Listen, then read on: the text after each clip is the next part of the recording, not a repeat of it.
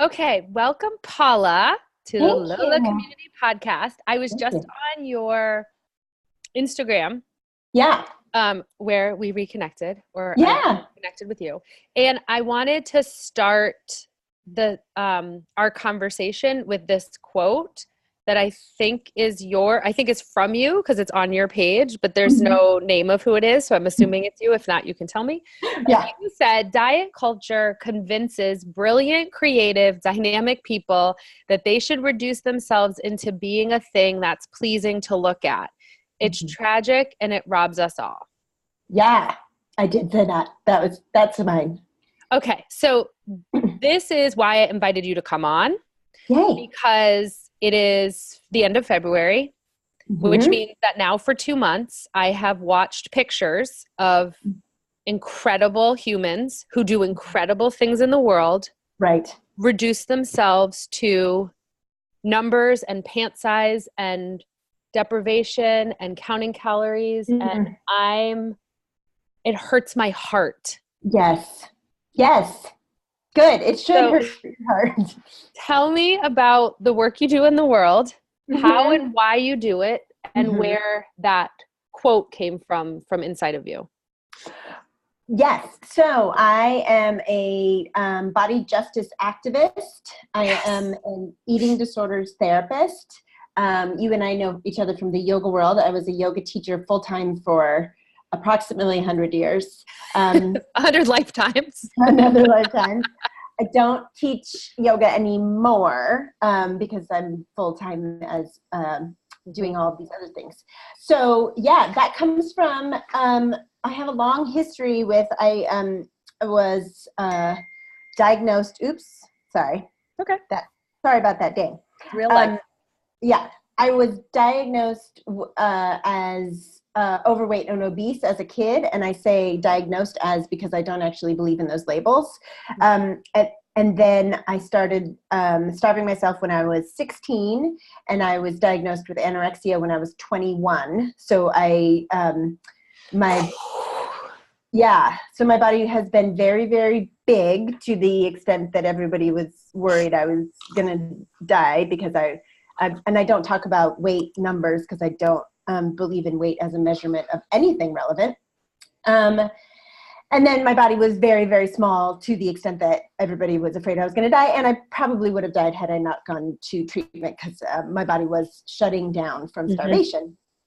And so then I got into yoga and I did yoga for a while. But now I do a lot of this work, and I teach a class at George Washington University called Weight and Society, about our culture's obsession with thinness and about diet culture and about fat phobia. And and I bring that into my sessions with my eating disorder clients because I think it used to be when I went to treatment for an eating disorder, it was, we just talked about like how your mom screwed you up, right? It was really like psychodynamic. Yeah. And now all the research shows that if you have to bring the macro into the room. Yes. You have to talk about the fact that people who are getting out of an eating disorder still have to live in this world, and they still have to live in this world where specifically women, but everybody is taught that your worth is based on whether or not someone enjoys looking at your body, and your body is only worthy of looking at if it is a certain shape. Where do you think this comes from? What are the layers and the complexities in the society that this was created? So that's very interesting. And I love, my favorite thing to teach in my class is like the history of diet culture and the history of thin idealism and diets. So it used to be over 100 years ago that body diversity, meaning that bodies came in different sizes, was just known, sort of like heights, right? Like people come in different heights, or hair comes in different colors, or whatever. Mm-hmm. That there was no sense of judgment or morality around the fact that some people were tall and some people were short and some people were fat and some people were thin. In fact, it was seen as if you were very, very fat and you were very, very white, that meant that you never had to work outside and you had all the food you wanted. So to be very pale and very overweight Yes. meant that like you were very wealthy. So it was actually a thing to be revered. Like you didn't have to do any hard labor, right? Yeah. Oh, So that's so interesting. isn't that interesting? And now we all want to be tan and really And skinny. So then it around the end of the 1800s was Sylvester Graham, and I don't know if you want me to go into the whole history of this or not, but I'm going to anyway. Sylvester Graham. I think it's so fascinating. Please. It is fascinating. Mm-hmm. Sylvester Graham, who you know from the Graham crackers, he was one of the first people to talk about evil corpulence, and that if your body was big, it was, it has to do with like gluttony, and if your body was big, you were taking more than your share. The William Banting in England came up. He was the first one to do the low carb thing. That was not Dr. Atkins, and so all of these people started talking about the morality around body shapes, and that if somebody was thin, it meant that they weren't taking too much, or they weren't their body showed that they were being more. It's like there's this whole thing in our culture's Protestant values about like not being too sexy, not being too big, not being too much, not being right. Everything has to be like sterile, right? If you're sterile and you're not showing emotions and you're not enjoying things, then obviously you're a good person.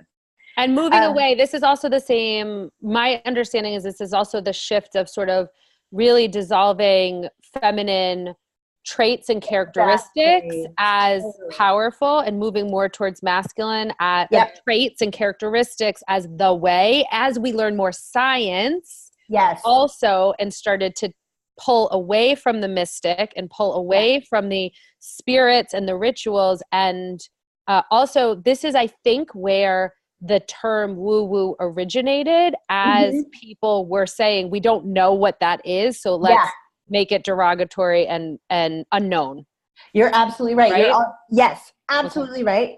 Absolutely. And also moving away from, there's also a huge intersection of thin idealism and racism and, and colonialism with the moving it's more likely that if you are of European descent, your body might be thin, your breasts might be small, your butt might be small, your hips might be small, right? Whereas if you are of more ethnic descent, it is more likely, and obviously these are huge generalizations, but there's an intersection of patriarchal ideas, colonial ideas, whiteness. There's all of these things are all intersected, and you're absolutely right. A denouncing of the feminine.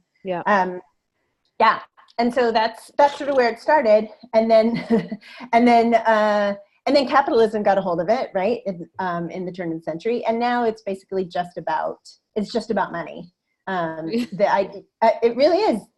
My students, I always tell my students that if I ask a question, nine times out of 10, the answer is going to be money. Like, why do we assume that bigger bodies are not valuable? Why, right? And it's all about because people make so much money off of the idea that, number one, all bodies should be the same shape, which is bizarre. And number two, that if your body isn't the right shape, then there are things that you could and should be doing in order for it to be the right shape. And that is just when you think about it, it is a very bizarre idea. Because that all bodies should be shaped the same, or all bodies should, the measurement of your body's gravitational pull to the earth, which is weight, that everybody's weight should be around the same thing. That's very strange. How do the students respond? I'm so curious how the college students respond to learning the background and the history. So they're pretty good. It's interesting. I've been teaching this class for 6 years. The first couple of years, I felt like I was speaking Greek, and they were like, what is this crazy lady saying? But now with the rise of body positivity and social media, and there's more and more people. Sometimes they impress me and they surprise me because they know more than I do. And they're like, how do you don't know this blogger? And I'm like, no, I don't. So that's very encouraging. It's also a thing that I teach the class within the health and wellness department. And a lot of people who are in the health and wellness department are like pre-med or health policy students. So sometimes they'll be taking like a nutritional policy class and my class at the same time. where I'm like screaming about like that calories are bullshit and all this stuff. And then they're like, oh, it's not what my other professor is saying. And I'm like, okay, well, you take what you like. Yeah. Well, it's like being in a yoga class with an Iyengar teacher or an Ashtanga teacher or a flow teacher, and you're told pigeon 4 different ways. And as a student, you're like, just tell me what to do. And it's like, well, actually, there's a lot of ways to approach this. Of course. Can you tell me a little bit about how you define or talk about health at every size? And what that is for people? Because I think it's hard when I bring it up or start to talk about it, people give me a weird look like I have no idea what you're talking about or how that could be possible. Sure. So a little history. Health at Every Size is a movement started by Dr. Linda Bacon, who's from the University of California, San Francisco. And she started doing her own research. She is in recovery. I don't know precisely the language she would use, but she identifies as somebody who compulsively overate and no longer compulsively overeats, because she started actually doing peer-reviewed research and all the right things to see, like, is this myth we have, this idea we have about if your body is big, you're going to die and you're a bad person.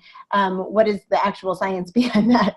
And so she started the Health at Every Size movement. And what it shows over and over and over and over is that the measurements we have for body size and the categories we put people in based on shape and weight and all of these things are not at all do not at all lead to the health issues that we think they do. And when we control for things like poverty or how much you move your body or access to vegetables or access to fruits, when we control for all of those components, actually those are way more of an indicator of whether or not somebody's body is healthy or not healthy. Mm-hmm. Does that make sense? Yeah. And so even how we've been talking about health, because I think that for a long time, especially as the yoga culture and wellness culture started to really sort of pick up momentum, and green juice culture, that, and especially now I'm,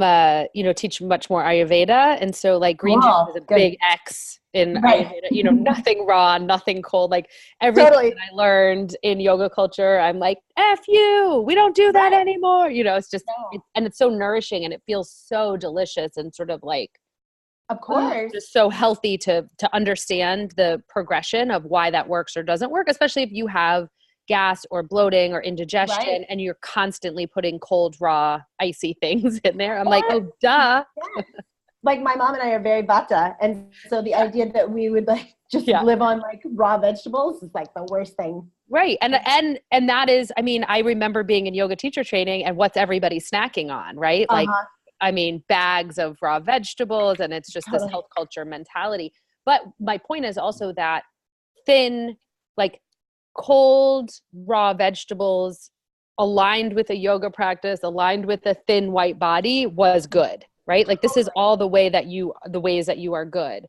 Sure. So do you feel like we're dismantling that right now? Do you feel like it's happening? Do you feel a rise in energy and consciousness around these issues? I do. I feel like that I'm very excited to be a part of what's happening now. And I do think, as much as the internet can be like an awful trash fire, I do feel like social media has been, the fact that I remember when Twitter came out and some celebrities saying like, it can be totally awful, but the fact that every person gets a voice is the good part. And that, and that we're hearing from people who have lived in big bodies their whole life. We are hearing from people who have lived in big bodies of color, queer people of color who live in big bodies, that they have a voice, and they get to say, how dare you think, first of all, how dare you throw health at me as if being healthy is the most important thing somebody can be. And number two, like you have no idea about my health. And so to look at, and with my students, at the beginning of the semester, I have them define health, because I think that's a word we throw around, but I don't think any of us really know what the hell we're talking about. And then at the end of the semester, I have them tell me, like, has your definition of health switched? As if being healthy is moral and, that you are a superior human to somebody else if you are quote unquote healthy. And then also the fact that what is healthy is completely controlled by a capitalist narrative, that what we think of as healthy is just what is being sold at the moment. There's Yeah. The science actually shows that what we think of as healthy is not actually healthy. It's what's most popular right now and what is best at advertising. And it's so interesting because so many of the Ayurvedic prescriptions are free. Totally. It's exactly. like, call a dear friend if you're out of balance, right? Like, hands under running water if your pitta is on fire. Go for a walk in the woods, sit in the woods. And I love, and that's Lay what down. Again feels so good about it being like a tool, because it's so, everyone has access, quote unquote, everyone, maybe not everyone, but lots of people have access. To some of the free prescriptions that are around more soul connection, rather than saying the expensive pants or the right mat, and that's part of what happened with yoga culture, I think, is that it got really caught up in the masculine capitalist society, and we lost so much of the feminine roots of yoga, and we stripped away teaching Ayurveda in a lot of these yoga trainings, and now we've ended up where yoga looks like expensive pants and expensive studio. And it's actually one of the reasons it was not a necessarily intentional reason to close my studio, but underlying the last few years of it, I felt sadness that I may contribute in any way from pulling people's power with their own practice, because I would walk into the grocery store and someone would look at me and go, oh, I haven't gone to yoga. Totally. And I'm like, me neither. It's okay. Like, your yoga can happen. It's happening now. It's okay. Right now with yoga. The whole idea of a studio and a 90-minute class and a teacher, we took away so much of self-power, embodiment, intuition, and trust, because we put it in somebody else's hands. And that is very painful. Like, I look at that part and I recognize it. And that's how I feel about, I went to IIN and I did health coaching school. And in many ways, you learn so much about all of the different ways that people eat. And it's fascinating. And in other ways, it did perpetuate health culture. Like, I really did participate, and I apologize for anybody that I ever shade. I just kind of always put that out there as like, we're doing the best we can with the information that we have. When you know more, you do better. Yes. And the sort of switch over to really intuitive eating and Ayurvedic and seasonal and just feeling good is a totally different way of living and being. And it's free, right? And that's what I say, that like, everything that you've been told by somebody outside of your body is usually somebody's going to make money on that. Right? And so if you can, listening to your body, and because nobody's smarter than your body, right? Your body knows all of it. Nobody outside of you knows better than you and knows better than your body, but that's free. That doesn't cost a lot, and nobody makes money off of you listening to your body. Do you find a lot of people want you to tell them what to eat? Oh, totally. And not as much now as when I was a yoga teacher. Oh my God. I remember being in Whole Foods and people coming up to me and like hiding their wine in their cart. Like, I don't know what you think I'm going to do. I don't know who you think I'm going to tell. But there was this real authority that made me really uncomfortable.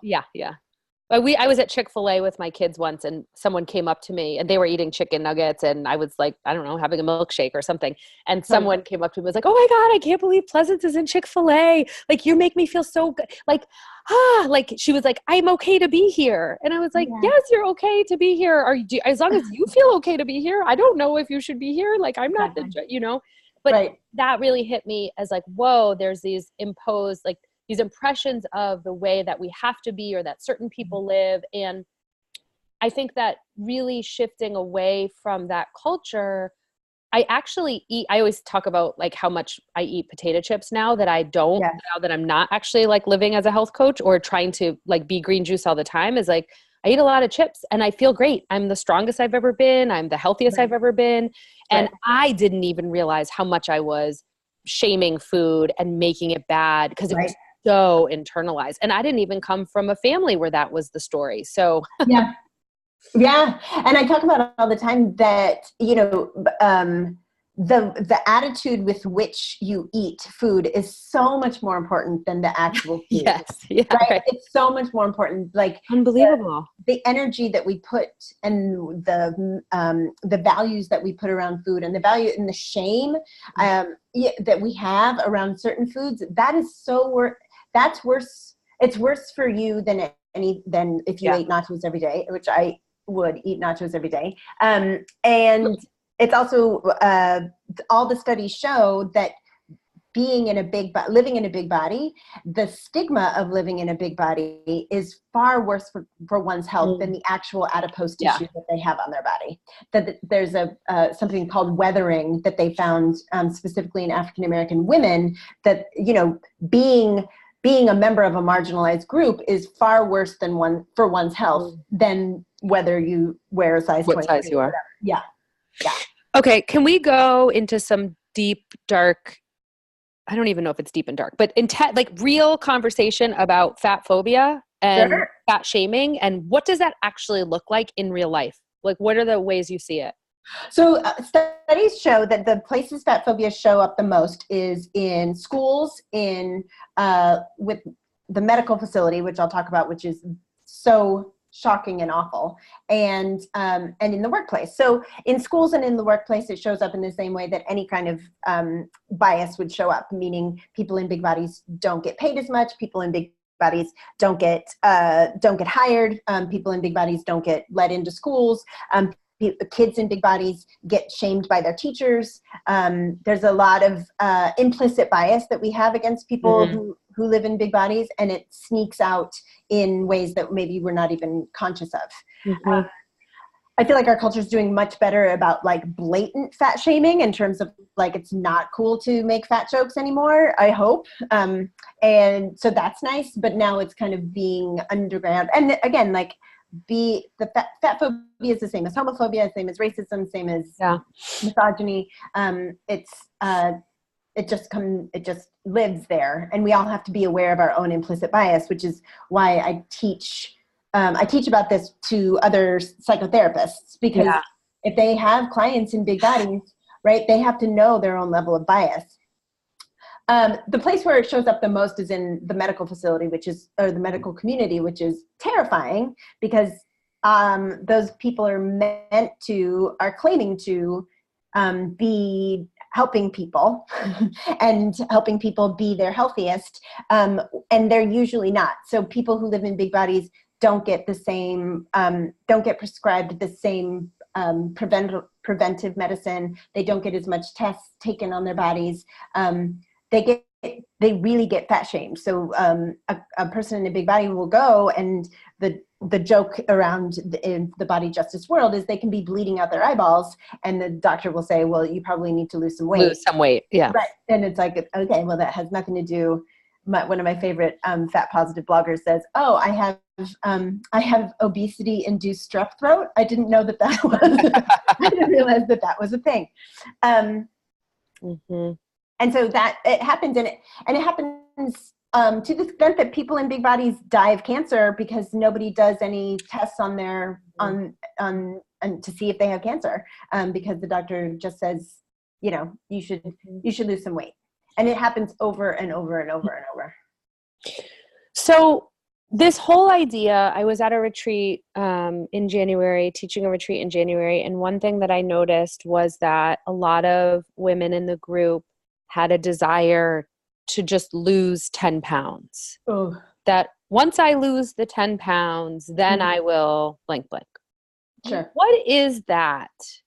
What's happening there? What do you see there? I think that there's an idea, the myth that we're taught over and over and over, and from a very young age, is that if our body is the quote unquote right shape, we will be happy, we will have energy, we will be joyous, everyone will want to have sex with us, we will be rich, right? Like, all of these magical things will happen when our body is the right shape. And so what most people, and women specifically, but more and more men too, because the capitalist machine has discovered that they can make money off of making men feel like shit too. Excuse me, I didn't know if I'm allowed to swear, but you're fine. Yeah. Okay. And is that we are fed that. And so women put off, again, I'm saying women, but everybody, they put off enjoying their lives until their body is the right shape. And it's tragic. It's awful. It's unnecessary. I usually say, like, there's nothing less relevant than your weight. There couldn't be anything. Again, weight is the measurement of your body's gravitational pull to the earth. How is that relevant to anything at all? It's not. It couldn't be less relevant. So it's very sad. And I like when we started, when you said it hurts your heart, because it should. Yeah. It hurts my heart too. Specifically, like I wrote in that post, like women who are amazing and incredible and could take over the world. And they're worried about the shape of their thighs. It's tragic. So this, I think I shared this story on that retreat, is that we were doing some genealogy work about where some of these stories came from and why we have some of these connections and where some of the language comes from. And one of the things that I noticed over the past few years is my grandmother is my person. Like she's been my person my whole life. Not my whole life, but most of it. And she is, had 6 kids and went to Harvard and Penn and ran a bank and ran a school and ran the Girl Scouts and like took a lot of kids and got them scholarships to college, right? All in the 50s, all when women weren't going to college. And, she's amazing. And so this is this woman who has this incredible life. And she has a scale, an old fashioned scale in her bathroom, and it has all the dates and her weight on it.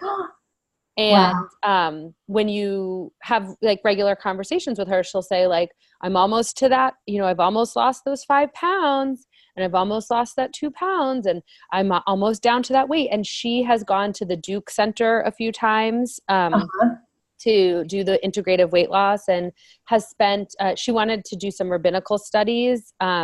She's not a rabbi, but she did some studies and then sort of decided to go to Duke over her academic studies because if she could just lose those last few pounds, then she could go to rabbi's rabbinical school. And it's so interesting because I found last year a little letter her and her best friend wrote from the 20s. Actually, it was from the 30s because she was born in 29. And it said like, it was a little pact that they were going to be the same size as the model in Life magazine, whatever. And they wrote to each other. And so basically the point of this very long story is putting the pieces together that this is literally something this woman has been focused on her whole life. And she is amazing. Like she's like the person who inspires me to wake up. She saved my life in so many ways. Like she's done so much. And yet this thread of weight is, I just notice it. It's not a judgment. It's not it just shocked me when I kind of put all the pieces together lately. Like, wow, this is really something that's been on her mind her whole life. Isn't that awful? Yeah, that's really tragic. That makes me so sad. It makes me sad, and I can do better. I don't know, better is not the right word. I will change the story. Like the narrative, that's not going to come through me. My kiddo is not going to open a door and find a scale and find weights behind it and find this fear. She is going to see me in the community, working with women. I can't keep that thread going.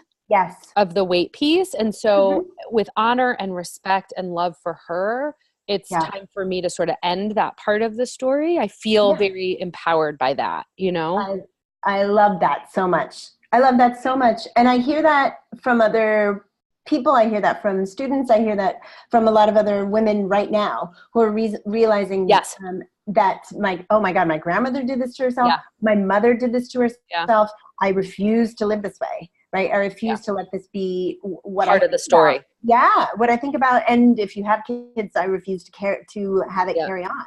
Absolutely.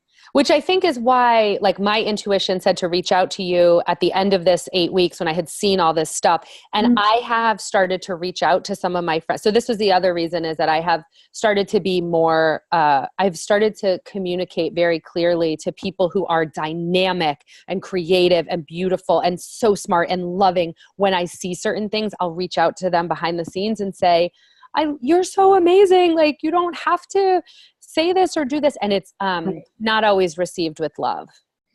Yeah, I think it can be tricky. That's a totally. It's a really tricky thing right now. And this is a question I get a lot from students and clients about, like, how do I move out into the world? Yes. With when I have so many specifically women, but men too, who I love so much, and they are still caught in the matrix, right? They're still caught in the belief that my worth is based on the shape of my body. Yeah. So what do we do? Yeah. So, how do we be advocates and allies and supporters without hurting people or shaming them, right, or triggering them? So, as a psychotherapist, I always say, use I statements. So what I usually say, and it can be shocking, but it's like, this is my choice, is like, if somebody's talking about calories, I say, I don't believe in calories, because I don't. If somebody's talking about somebody else's body, I say, oh, I don't talk about people's bodies. If somebody is talking about her own body, I remind her how wonderful and lovely she is, and that the shape of her body could not be less relevant. I talk about, for me, what my experience is. If I'm feeling punchy and somebody's talking about diets while I'm enjoying a meal, I will steal their plate and I will eat their plate too. If somebody is, if somebody's talking about diets and not a place where there's food, I usually say this is boring, because it really, really is. I know. It's so boring. But do they get offended? Like, have you lost friends over this? I haven't. However, I'm not in the yoga world anymore. Yeah. Right? Yeah. And so so that's where you might have lost some. That's where I might have lost some friends. It's true. No, and I think everyone knows not to talk about this crap around me anymore. Well, that's right. You get to a certain place where you stop attracting those people. But right. I would say that some of our clients, some of the people on that retreat, and some of the clients over the past few years have said, like, yeah, I'm totally down with what you're saying, P, and like intuition, intuitive eating. She's like, but now everywhere I go, all I hear is other women talking about it. And so I have to leave, or I don't know what to say. And I'm like, yeah, I think when you are changing and shifting your own vibration towards things, that there are uncomfortable areas where you're experiencing growth. Right. And that's absolutely. And it is hard. And because we are shifting out of the darkness and into the light. And that is changing your frequency around food and around bodies and around diets and around all of these things. And so, it's one of these things where the higher your consciousness around these things, it's going to be uncomfortable to be around people who are still on a lower frequency when it comes to these things. But so for me, showing, being an example of that, I am a woman who believes that I eat whatever my body wants to eat, and that I will not. There's a little bit of like seething feminist rage behind my, like, I refuse to participate in this. Yeah. Right. Yeah. And you can, but I refuse to participate in this. What do you think about something that says it's not a diet?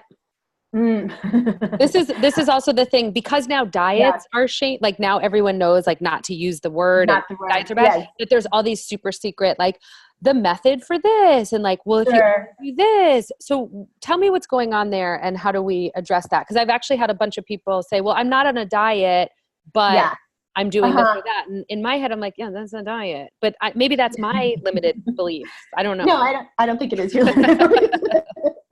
So anything that is done to restrict food such that you are trying to make your body smaller is problematic in my view.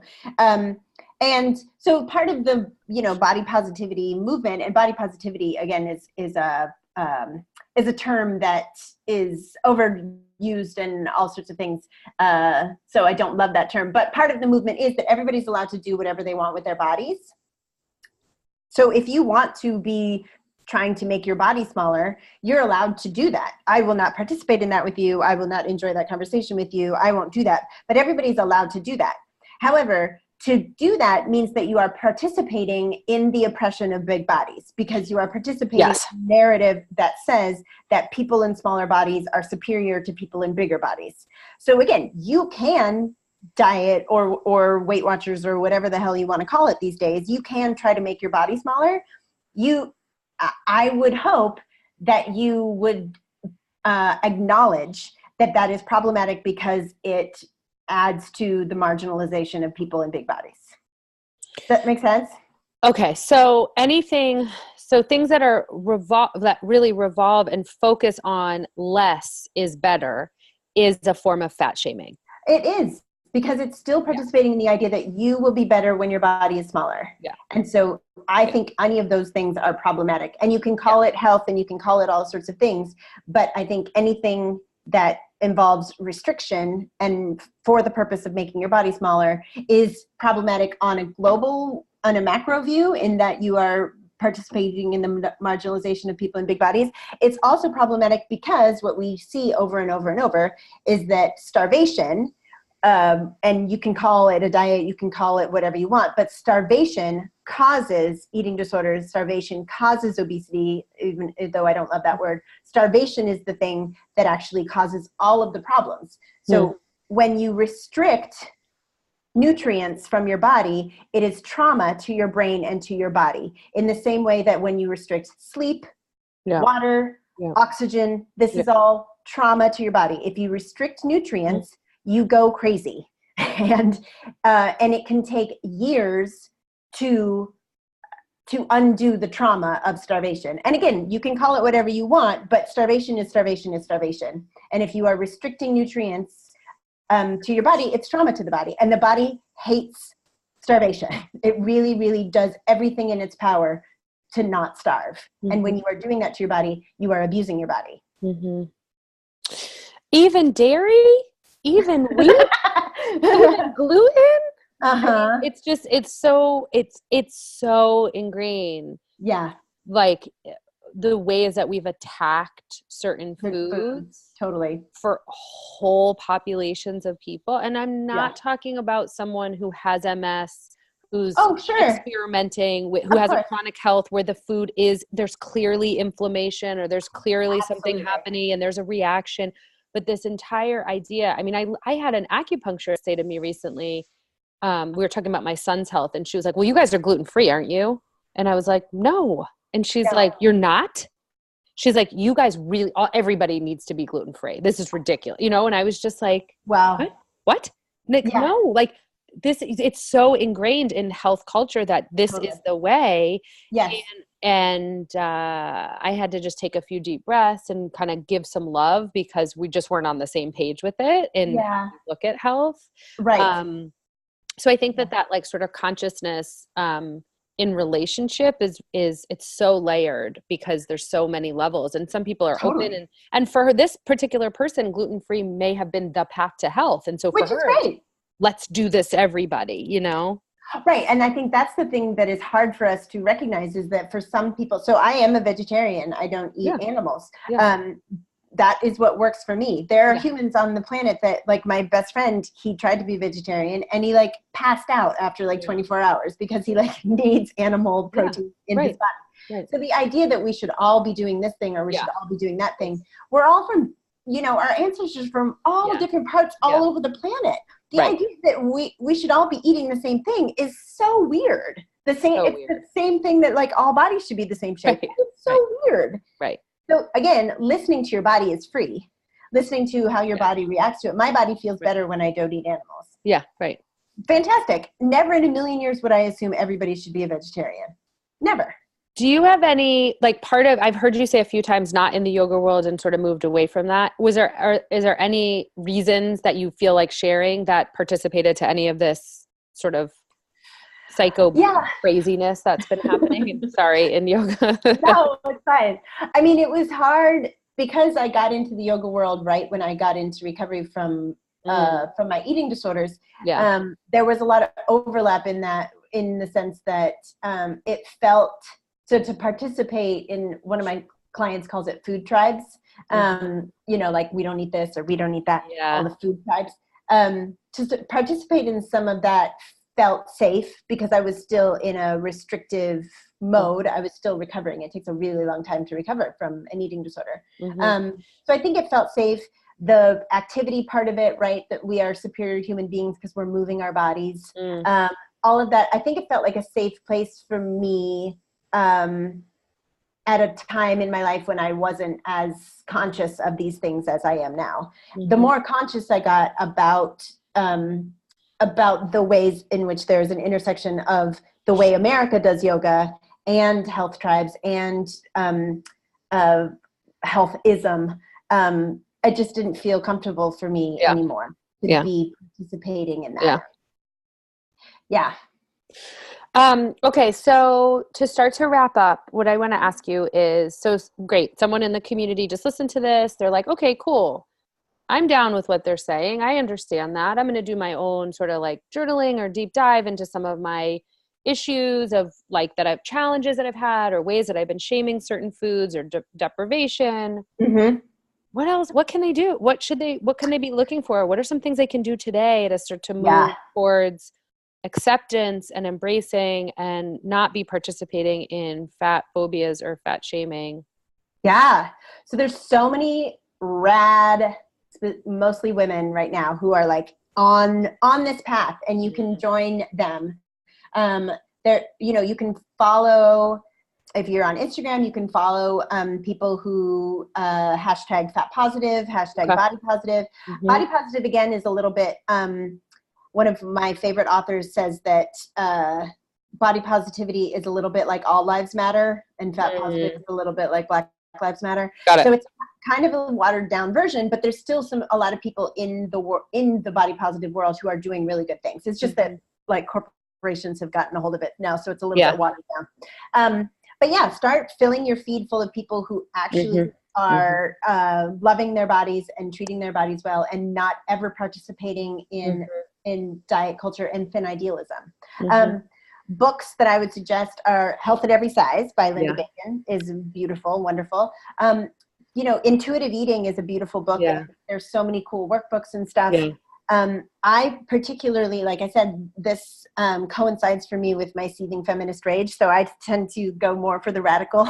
The body is not an apology. Exactly. My body is not an apology. Love her. Love her. That book was on my counter. The cover is like naked and voluptuous and beautiful. Amazing. And my daughter was like, whoa, Mom, what's that? And my husband walked by. He's like, whoa. And he turned it over, and I turned it back over. And I was like, no, sir, not in this house. And I held it up. And he was like, whoa. And I was like, well, see, this is why we have this in the house, dude. Yes. Yes. Because we've been, we see part of the reason why we have the things of the issues with fat bodies or big bodies is because we don't see them. Right. We see the images we see on screens and in magazines and even on the internet to a certain extent represent 2% of the actual population of the planet. The bodies that we see represent 2% of the actual bodies that exist. So that's part of it. So people who are putting their fat bodies out there, their big bodies out there, is great because it actually changes your brain. And that's, representation matters is not just a cool hashtag. It's real that it changes your brain to see that like, oh, all these bodies exist and all bodies deserve respect. Jessamine Stanley, who's so rad. You can follow her, and she has her yoga book is Yoga for Everybody is really, really fantastic. Lindy West, who's so rad. If you love her, you can follow her on Instagram. You can read her book Shrill, which is incredible.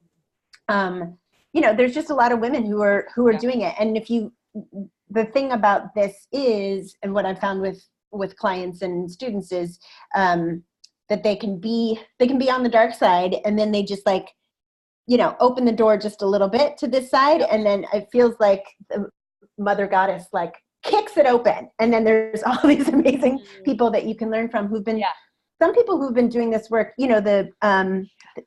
the fat acceptance movement has been around since the 60s, since the civil rights movement. It's just been really, really underground.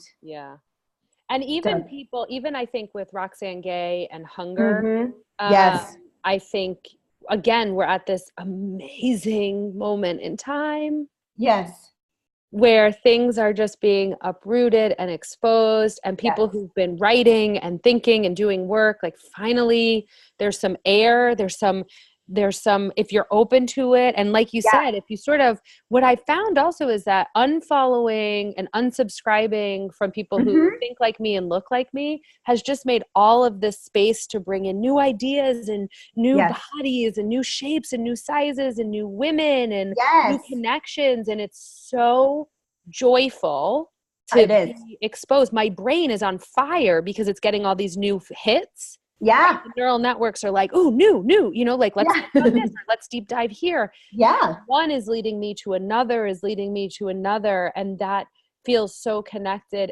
So the point of that is that it's just creating this sense of like growth and expansion and joy. And what I've noticed is ain't nobody got time to be talking about diets when you're feeling so good and living your life.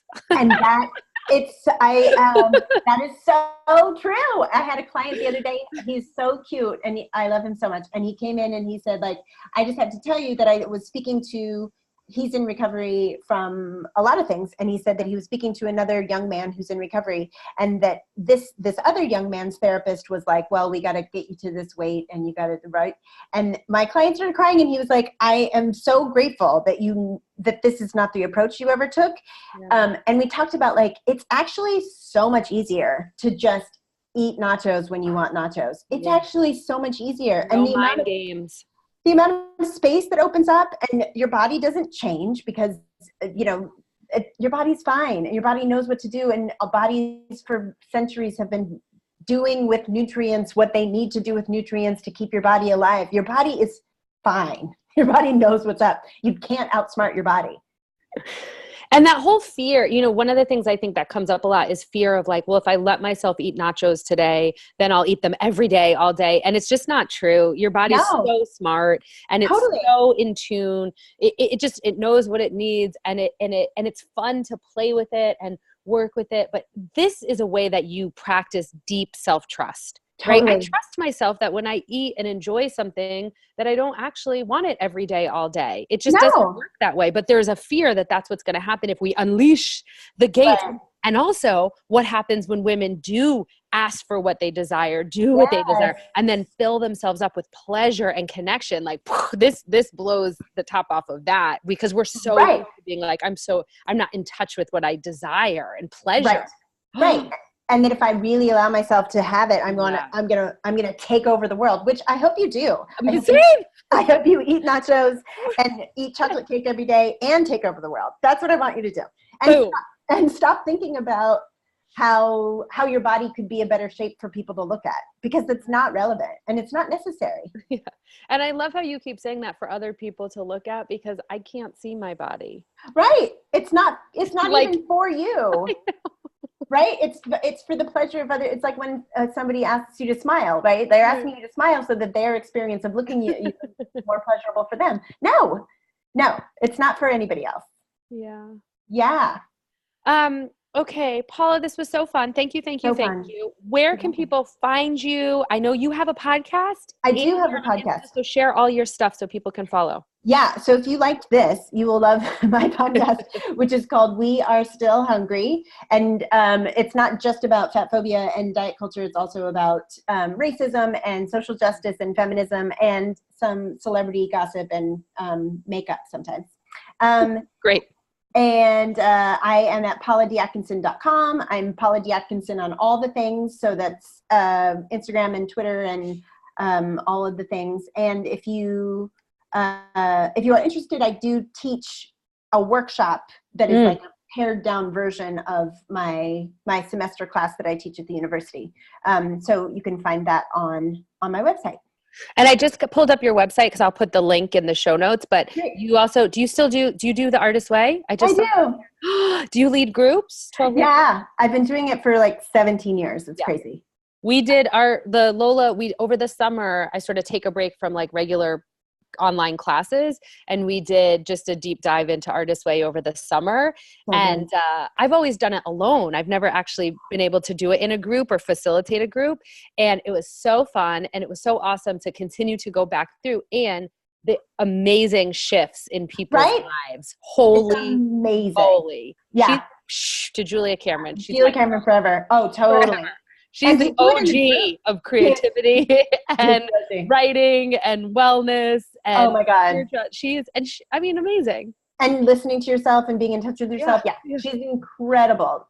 And to do it in a group is so powerful. Yeah. Good. I'm glad you got to do that. It's so cool. So I love Artist Way people. Yay. Yay. Okay, I will link it all.